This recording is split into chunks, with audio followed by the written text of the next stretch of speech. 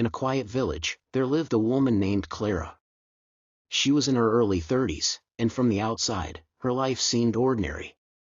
She had a modest home and worked as a schoolteacher, loved by the children but unnoticed by many adults. Clara had a secret, though. She was dying.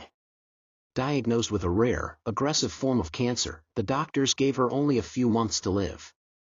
Clara had always been a kind soul, always smiling even when the pain from her sickness was unbearable. She had no children of her own but had become a second mother to many of the children she taught.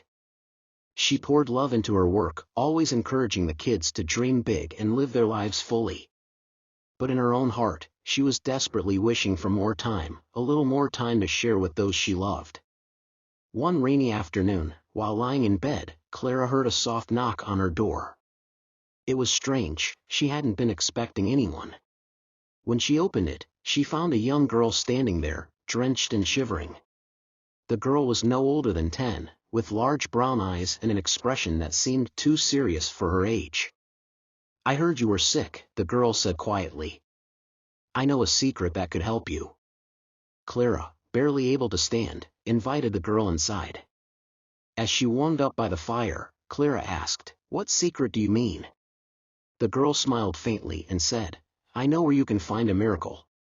She didn't elaborate but handed Clara a small, beautifully carved box.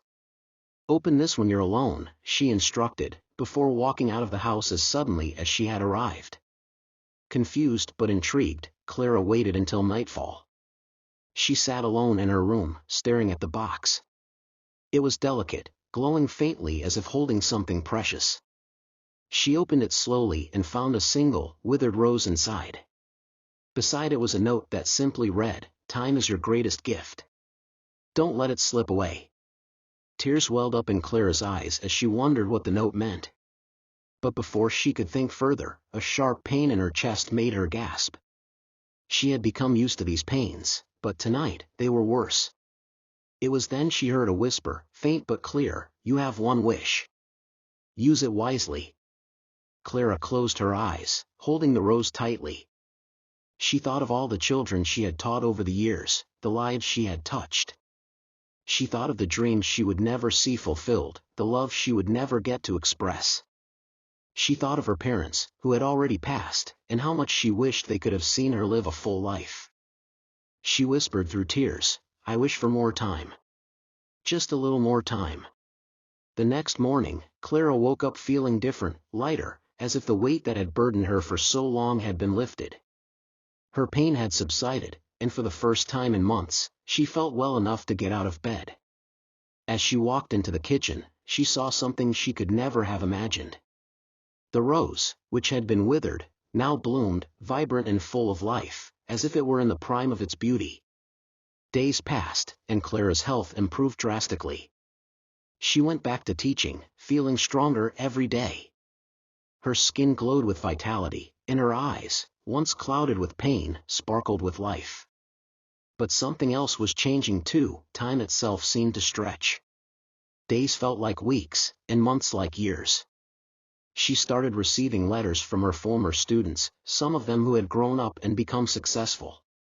They wrote about how much her kindness had impacted them, how they had followed their dreams because of her encouragement. Weeks turned into months. Clara's condition continued to improve. The doctor was baffled. It was as if the cancer had never existed. In fact, her doctors declared her to be in perfect health, no trace of the disease anywhere. The news spread through the village like wildfire. The miracle worker had returned. But Clara knew the truth. The miracle wasn't just about her healing, it was about the time she had been given. Time to love, to give, to make up for the years she had lost. Years passed, and Clara continued to teach, but with a renewed sense of purpose. She became a pillar of the community, beloved by everyone who knew her. She would often sit at the edge of the schoolyard, watching the children play, and remembering the days she made her wish. One day, when Clara was much older, she found herself once again in her quiet home, surrounded by all the letters, pictures, and gifts her students had given her over the years. She looked at the still blooming rose in the vase by the window and smiled. She had no regrets. Then, one evening, as Clara sat by the fire, there was a soft knock at the door again. This time, when she opened it, there was no young girl. Instead, there stood an elderly woman, smiling gently. "You've lived the time you asked for," the woman said. "You have given so much, Clara. You've touched lives in ways you will never fully know." Tears filled Clara's eyes. I didn't do it alone. There was a miracle." The woman nodded. "Yes, and now, your time is up." Clara's heart swelled with peace as she closed her eyes for the last time, knowing that the miracle had not just been in her healing, but in the time she had been given to live, to love, and to give to others. As her spirit ascended, she saw the faces of the children she had taught, now grown, all of them smiling, living full lives, just as she had wished. And in the distance, she saw a figure waiting for her, the young girl with the serious eyes, now grown, her hand outstretched. Clara smiled, knowing her time was well spent.